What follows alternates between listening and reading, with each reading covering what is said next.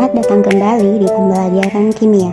Ada baiknya sebelum kita memulai materi, kita berdoa terlebih dahulu. Pada pertemuan kita kali ini kita akan membahas pengantar laboratorium bagian 2, keselamatan kerja di laboratorium. SOP di laboratorium terbagi menjadi dua, yaitu keselamatan dan kesehatan. Agar tercapai keselamatan, kita harus mengenali bahaya-bahaya yang ada pada laboratorium.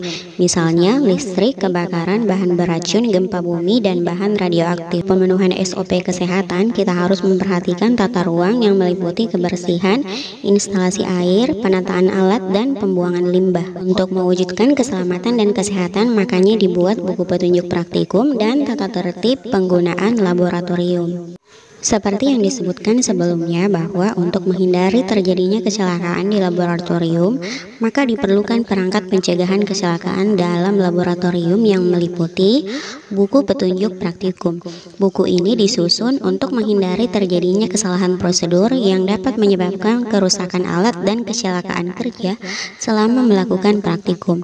Yang kedua, pembuatan tata tertib penggunaan laboratorium. Tata tertib ini disusun untuk mencegah terjadinya kecelakaan kerja bagi pengguna laboratorium. Keselamatan kerja di laboratorium bisa terwujud jika kita memperhatikan hal-hal berikut. Yang pertama, laboratorium dengan perabotnya. Yang kedua, instalasi listrik. Yang ketiga, kecelakaan akibat kebakaran. Yang keempat, kecelakaan akibat bahan kimia. Yang kelima, label bahan kimia berbahaya. Dan yang terakhir, pencegahan terhadap bahan kimia berbahaya.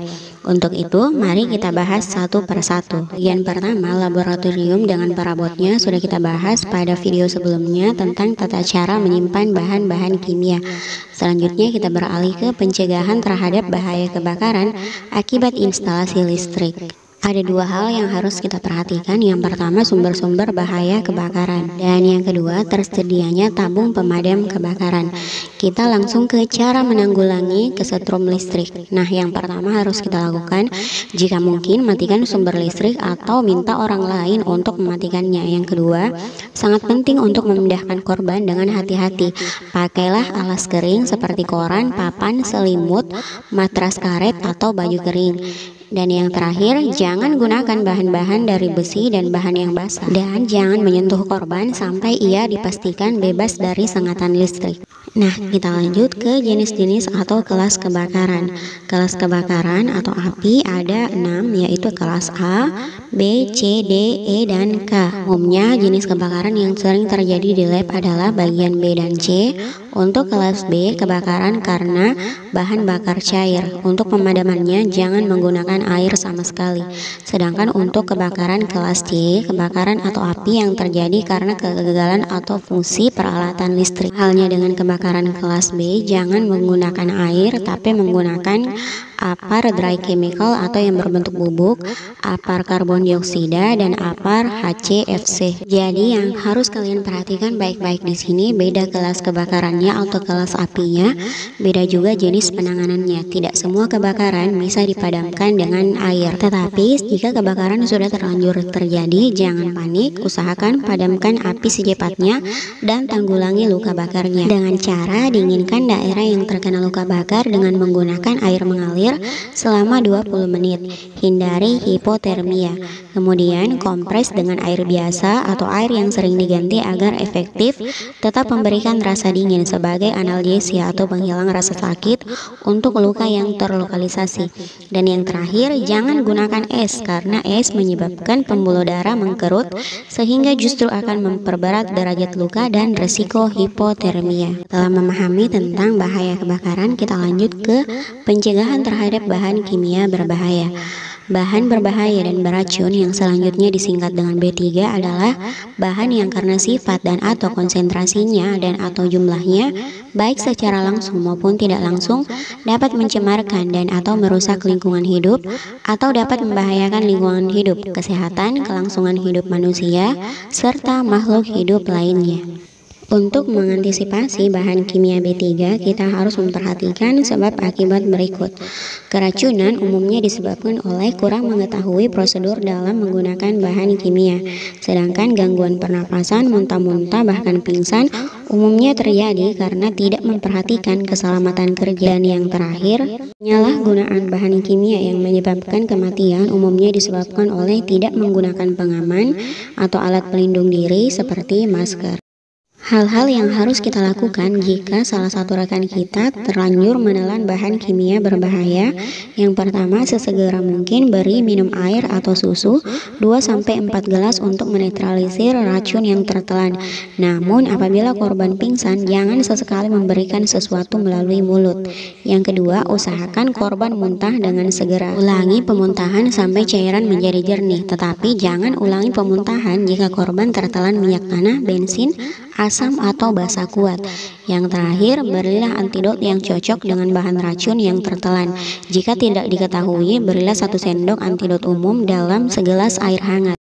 Bubuk antidot umum sering terbuat dari 2 bagian arang aktif, misalnya yang terbuat dari roti gosong, 1 bagian magnesium oksida, dan 1 bagian asam tanat dari teh kering. Tidak tertelan atau disalahgunakan, sebaiknya kalian memperhatikan tata cara menyimpan bahan-bahan kimia. Yang pertama, semua bahan kimia harus tersimpan dalam botol atau kaleng yang sesuai dan tahan lama.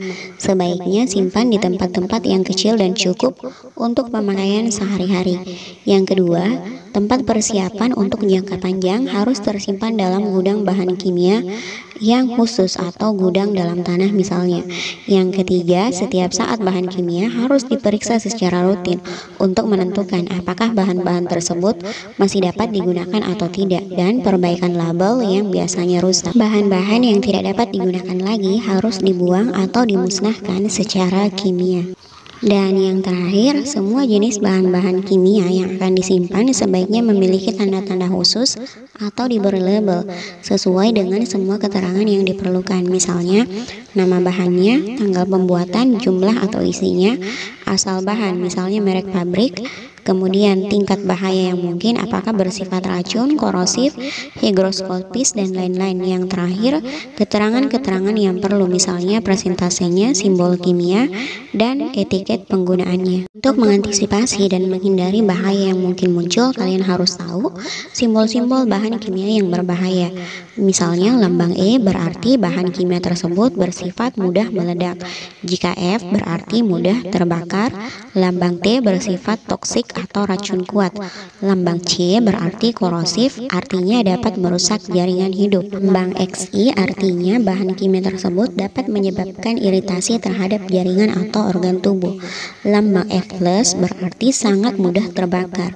Lambang O berarti bersifat pengoksidasi. Lambang T berarti toksik. T+ berarti sangat toksik atau bersifat racun kuat. Lambang XN berarti harmful, artinya berbahaya dan bisa melukai jaringan atau organ tubuh. Lambang N, dangerous for the environment, artinya berbahaya bagi satu atau beberapa komponen dalam lingkungan hidup. Selain menelan bahan kimia berbahaya, bahaya lain yang mungkin muncul saat di laboratorium adalah menghisap gas beracun. Cara menanggulanginya, hilangkan atau cuci sampai bersih bahan kimia yang masih kontak atau melekat pada tubuh. Yang kedua, pindahkan korban ke tempat yang bebas dari gas beracun. Yang ketiga, jangan memberi minuman beralkohol karena dapat mempercepat penyerapan zat beracun dalam tubuh. Yang keempat, tidurkan telentang atau jaga suhu tubuh tetap hangat dan jangan sampai kedinginan. Yang kelima, jika susah bernafas, maka beri bantuan pernapasan buatan dari mulut ke mulut. Yang keenam, bila pingsan, tolonglah seperti pada pertolongan pertama pada orang pingsan. Yang ketujuh, segera larikan ke rumah sakit terdekat atau fasilitas kesehatan lainnya. Bahaya lain yang mungkin timbul saat di laboratorium adalah penanganan limbah dan sampahnya. Untuk penanganan limbahnya, yang pertama, pisahkan tempat penampungan limbah cair dari laboratorium. Limbah cair bahan kimia ditampung dalam septic tank khusus. Kemudian, Limbah organik padat masukkan dalam bak penampung yang didesain khusus agar bau yang timbul dari proses pembusukan tidak mengganggu lingkungan. Sedangkan untuk cara menanggulangi sampahnya, yang pertama kita harus tahu dulu klasifikasi dari sampahnya. Lalu pisahkan tempat sampah cair bahan kimia, tempat sampah reaktif, sampah radioaktif, sampah biasa, dan pembuangan air cucian. Sampah cair tidak boleh dibuang di saluran air hujan atau saluran septic tank. Hal lain yang harus kita perhatikan di laboratorium adalah cara penyimpanan alat dan bahan berdasarkan jenis alat, pokok bahasan, golongan percobaan, dan bahan pembuatan alat. Dan juga penyimpanan alat perlu memperhatikan frekuensi pemakaian alat. Apabila alat itu sering dipakai, maka sebaiknya disimpan pada tempat yang mudah diambil. Alat-alat yang boleh diambil oleh siswa dengan sepengetahuan guru pembimbing hendaknya diletakkan pada meja demonstrasi atau di lemari di bawah meja keramik yang menempel di dinding. Misalnya yang sering digunakan kaki 3, asbes dan kasa, atau tabung reaksi dan raknya. Nah, kemudian kita akan membahas penanggulangan keadaan darurat. Yang pertama, saat terkena bahan kimia, jangan panik, mintalah bantuan rekan Anda yang berada di dekat Anda. Kemudian lihat data MSDS, bersihkan bagian yang mengalami kontak langsung tersebut, cuci dengan air apabila memungkinkan. Lalu bila kulit terkena bahan kimia, jangan digaruk agar tidak tersebar. Bawa ke tempat yang cukup oksigen dan hubungi para medis secepatnya, misalnya dokter atau pihak rumah sakit. Kemudian jika terjadi keadaan darurat kebakaran, jangan panik, segera padamkan apinya menggunakan gas karbon dioksida, jangan menggunakan lip, dan jangan menghirup asap secara langsung. Hubungi petugas pemadam kebakaran terdekat. Untuk menghindari kecelakaan yang disebutkan sebelumnya, maka patuhi aturan kerja di laboratorium berikut. Jangan bekerja sendirian di laboratorium, minimal ada orang yang mengawasi. Kemudian jangan bermain-main dengan peralatan laboratorium dan bahan kimia. Lalu persiapkanlah hal yang perlu dilakukan sebelum masuk laboratorium. Dilarang makan, minum, dan merokok di laboratorium. Jagalah kebersihan meja praktikum. Apabila meja praktikum basah, segera keringkan dengan lap basah. Jangan membuat keteledoran antar sesama teman. Selalu catat setiap data pada percobaan selengkap-lengkapnya. Berdiskusi dan pahami tentang percobaan dan yang akan dilakukan. Dan yang terakhir, mengembalikan alat percobaan ke tempat semula dalam keadaan bersih. Sebelum masuk praktikum di laboratorium, ada beberapa persiapan kerja yang harus kalian lakukan. Yang pertama, gunakan peralatan kerja seperti kacamata pengaman untuk melindungi mata, jas laboratorium, dan penutup kaki. Kemudian dilarang memakai perhiasan yang dapat rusak karena bahan kimia. Yang ketiga, dilarang memakai sandal atau sepatu terbuka. Yang keempat, wanita atau pria yang berambut panjang harus diikat. Yang kelima, wanita berkerudung dirapikan dengan mengikat. Yang keenam, biasakan mencuci tangan dengan sabun dan air bersih setelah melakukan praktikum. Yang ketujuh, bila kulit terkena bahan kimia, jangan digaruk agar tidak tersebar. Dan yang terakhir, bila terjadi kecelakaan yang berkaitan dengan bahan kimia, laporkan segera pada asisten atau pemimpin praktikum. Segera ke dokter untuk mendapatkan pertolongan secepatnya. Selain persiapan kerja yang sudah disebutkan sebelumnya, kalian juga harus memperhatikan beberapa hal berikut agar kalian bisa aman bekerja di laboratorium.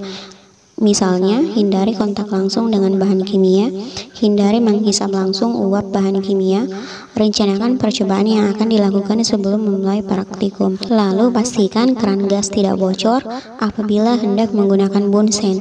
Dan yang terakhir, pastikan keran air dan gas selalu dalam keadaan tertutup sebelum dan setelah praktikum selesai. Nah, inilah pembahasan kita tentang materi keselamatan kerja di laboratorium. Semoga bermanfaat. Sampai jumpa di pertemuan selanjutnya.